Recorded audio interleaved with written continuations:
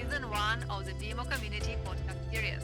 I'm Aina Alive, and today we have the privilege of speaking with Michael Jablonski, a project management professional with over 20 years of experience in the education and logistics industries. Michael holds an MBA with honors and is a thought leader in human-centric leadership and strategic alignment.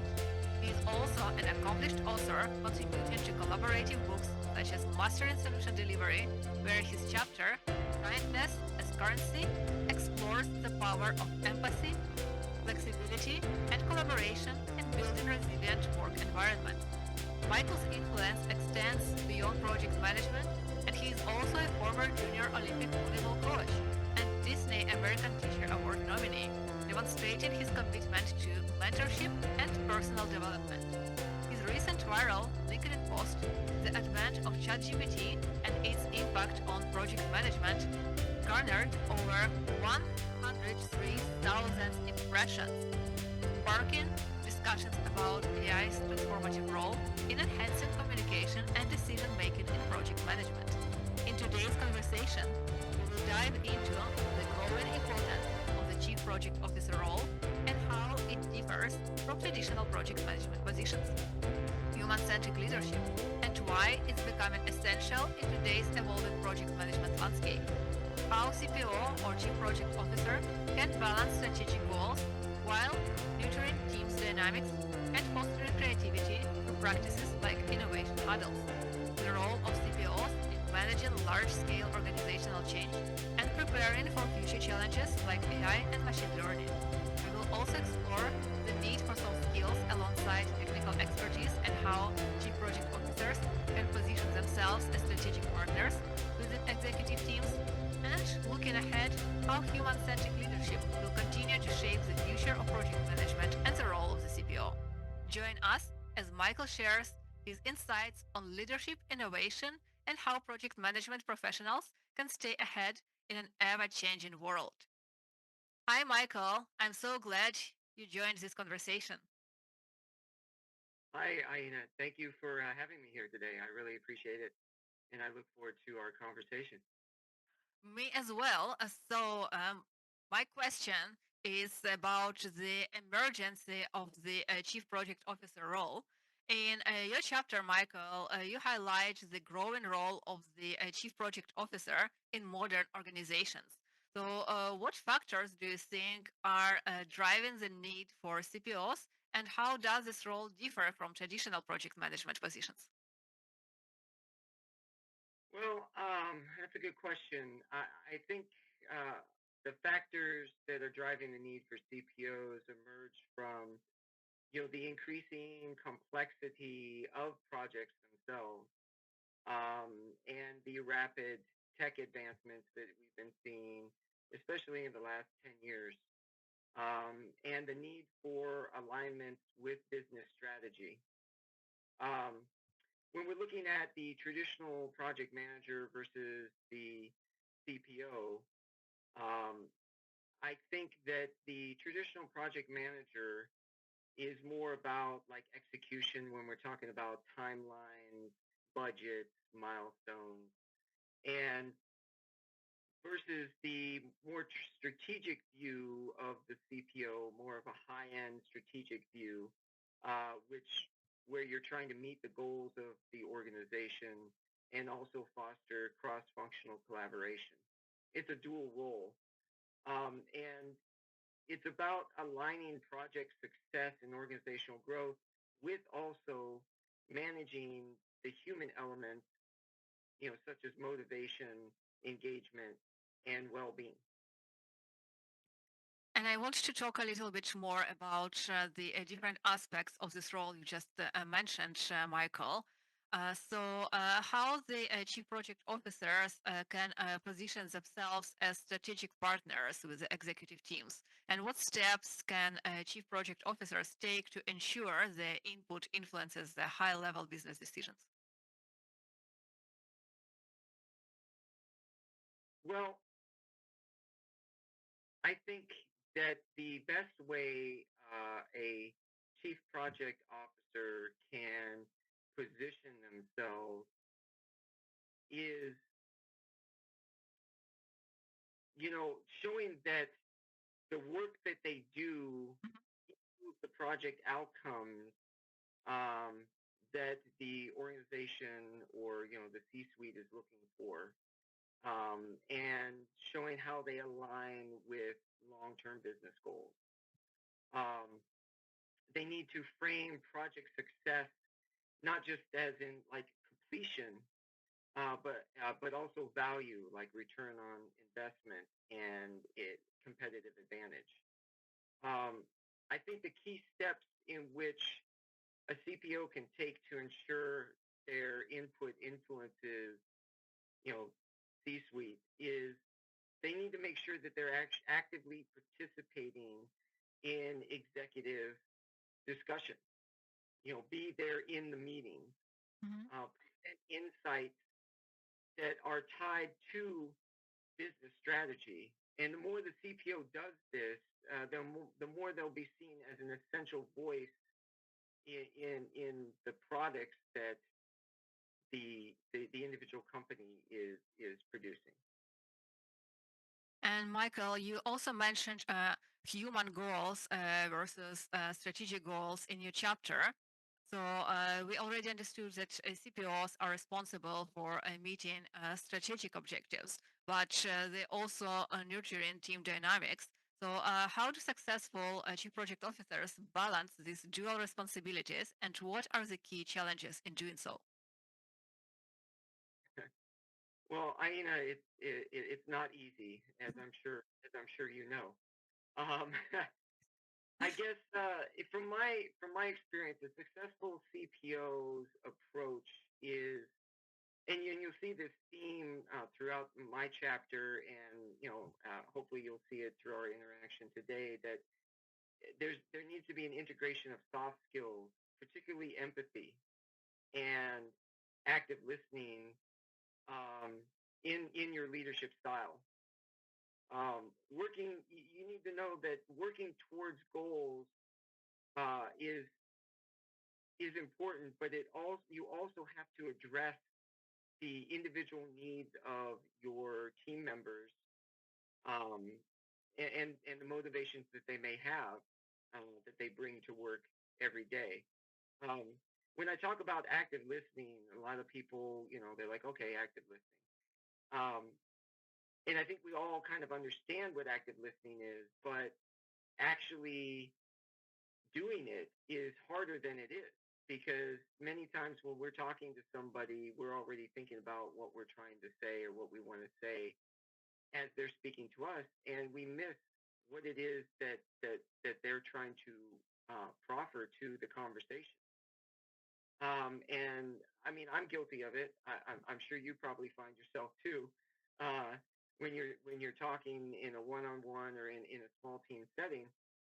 Um, and the way that you go about doing that is realizing, you have to realize that you're going off the subject and in your own world, and you have to bring yourself back into the conversation at hand. um, I guess the challenge in you know meeting these dual responsibilities is managing the team dynamics themselves, because team members want to feel heard and valued while also pushing results. So, you need to constantly realign while also moving forward together. And Michael, I just want us to be on the same page with our audience, because you mentioned the human-centric leadership style, and I think everybody understands what it means. But when we are talking about soft skills, everyone has an understanding, but my practice shows that understanding might be slightly different. So, can you explain what human-centric leadership means to you and why it's becoming so essential today in project management landscape? That's a good question. A lot of my focus, both in the previous book that you mentioned and in my chapter in this book, has focused on the human side of things. I think it comes from my background as a teacher and my focus on improving people first and then processes. Um, I guess the definition then can be stated that, you know, human centric leadership is putting people at the heart of the project. Um, Behind every task is a human being who has their own motives, their own concerns, and their own potential. And you need to know that you need to focus on empathy and open communication and supportive well-being. I guess it's so essential because in today's world, there's like this rise of remote work, that takes you apart from uh, other people, the interaction. Um, I think there's an increase in mental health focus and increased diversity within and without the company. And human centric leadership drives trust and innovation, and it improves engagement. When people feel valued, they bring their best selves to work. And Michael, as we're already talking about human-centric leadership, I am curious about the future of this. So, looking ahead, do you think the human-centric approach will continue to grow in importance within the role of the CPO? And how do you see this leadership style evolving over the next decade in the context of project management? Yeah, actually, that's a fantastic question. Um, yeah, absolutely, I can answer this. The importance is human connection is critical as teams diversify. I just spoke about the increasing diversity within and without, and also the increase in tech advancements. I mean, we're looking at AI as a big disruptor in not only project management, but in many different industries. And unfortunately, a lot of these industries are very white collar positions. Um, and so many of this can feel very, very impersonal. Um, and so I think the evolution of this kind of leadership style is focusing on mental health. We just went through hopefully a once in a lifetime pandemic, and through that, we learned that creating opportunities for people who were suffering during the pandemic. In my case, we were a frontline company, so all of our associates had to come to work, and that created its own problems. I mean, you had people who had children who didn't they had no daycare, so we had to learn in order to move forward. We had to change and be empathetic to their situation and be flexible. um, and so I think a CPO is masters it needs to be a master at managing products, but also nurturing, not managing people. I agree with that phrase. You need to nurture in, not manage in. And I also like that you mentioned the AI in your answer because guess what? I have a question on AI for you as well. So, Michael, with rapid technological advancements like AI and machine learning, how should CPOs be preparing for the future of project management and what tools or strategies should they focus on to stay ahead? Well, I know that you probably witnessed, companies um, fold, uh, file for bankruptcy because they did not see what was coming or did not prepare what was coming. I mean, when we look at this great human experiment that we have in life, uh, change is inevitable. Technology only increases. And so I guess preparing for the future, I would say being proactive and not just reactive is all important when we're looking at technological advancements such as AI. AI and large language models will transform project management. They're already doing it right now.